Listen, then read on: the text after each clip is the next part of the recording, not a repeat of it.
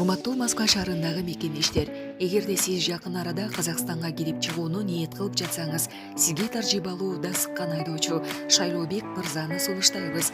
Биздин Альфард заманбап унааларыбыз сиздердин кызматыңыздарда. Узак жолдо сиздер үчүн ыңгайлуу жана кенен алдын ала документти кара тизмеден текшеребиз. Мөөнөтү өтүп кеткен документтерге жардам беребиз. Без пересадкасыз өзүбүз түз алып кирип чыгабыз. Биздин дарек метро проспект Мира 39А. Биздин байланыш номер +79 87 772 47 54.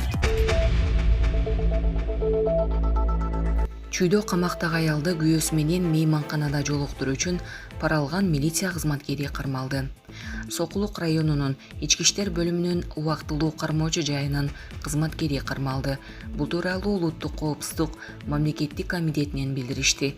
Маалыматта пара алуу беренеси боюнча Сокулук районунун ички иштер бөлүмүнүн Кошто тобунун кызматкери жарандар кармалганы айтылат. Бул факты боюнча УКМК тарабынан кылмыш иши козголгон.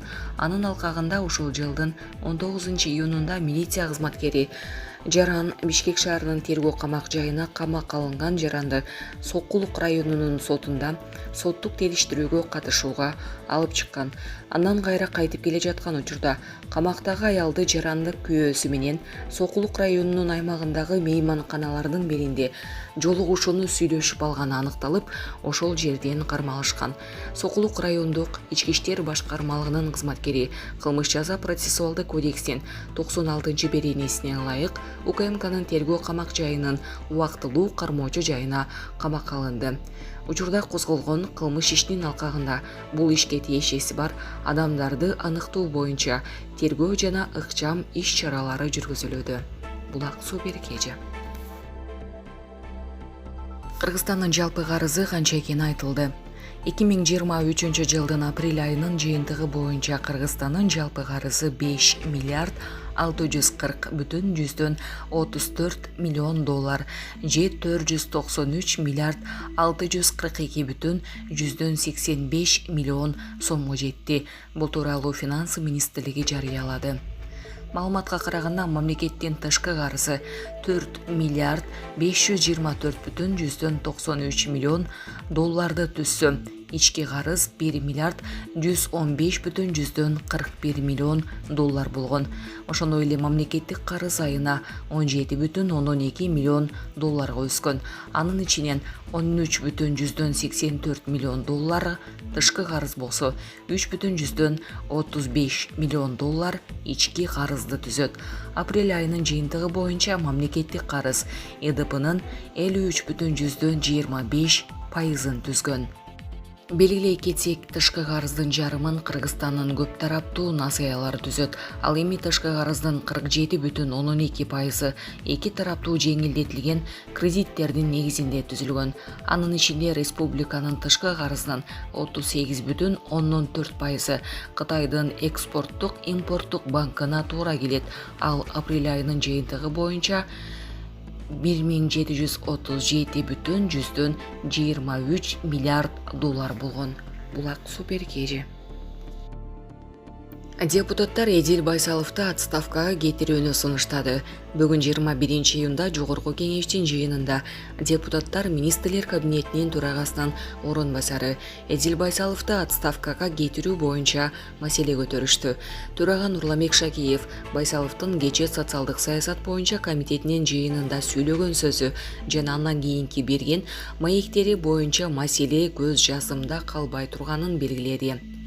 Мен дароо эле Акылбек Жапаров менен сүйлөшүп, катуу эскертүү бердим. Бул биринчи жолу эмес. Эдил Байсалов мыйзам чыгаруу органы менен аткаруу бийлигинин ортосунда чоң жарака кетирип, ойлонулбаган сөздөрдү сүйлөгөн үчүн тартипке чакырылышы керек, деди Шакиев. Ошондой эле ал бүгүн президент менен да бул маселе боюнча сүйлөшүүлөрүн билдирди. Министрлер кабинетинин орун басарлары же мүчөлөрү Жогорку кеңештин кадыр баркына шек келтирүүгө укугу жок, ага жол бербейбиз.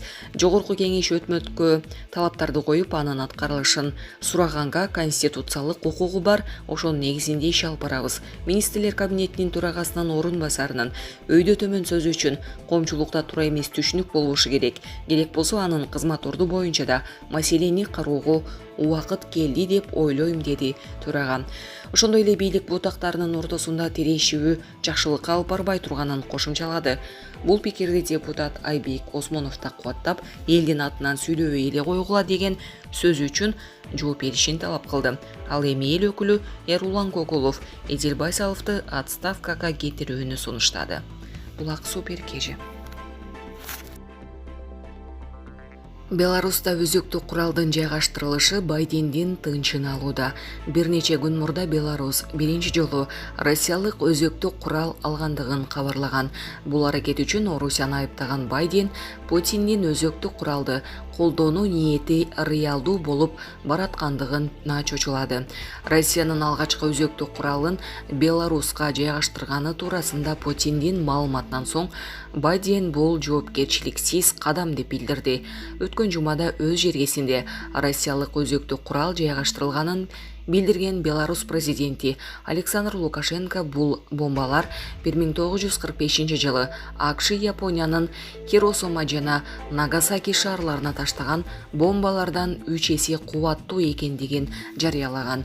Россия Байдендин буга чейин коюп келген дооматтарын четке кагып, АКШ ондогон жылдардан бери Европа мамлекеттерине өзөктүк курал жайгаштырып келгендиктерин эстерине салган. Орустардын өзөктүк куралды Беларуска жайгаштыруусуна АКШ жана алардын союздаштары дыккаттык менен көз салууда.